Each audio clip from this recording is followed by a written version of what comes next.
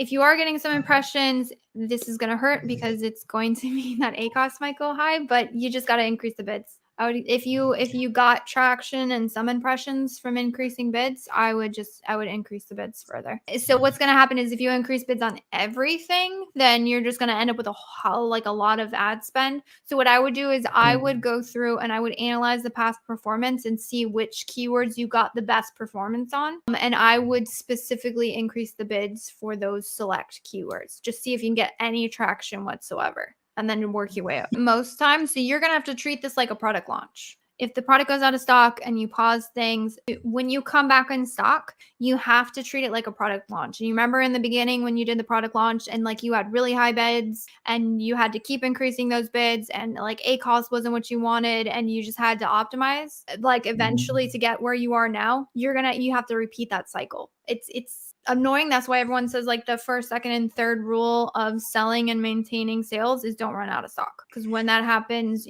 essentially, so treat it like a relaunch. So you remember how you went back and you got super targeted with your keywords and you pushed on those keywords for ranking and you had your bids really high and you just really dug into it and got aggressive. You're going to have to just go back through that playbook, go back through that sequence and just kind of start over.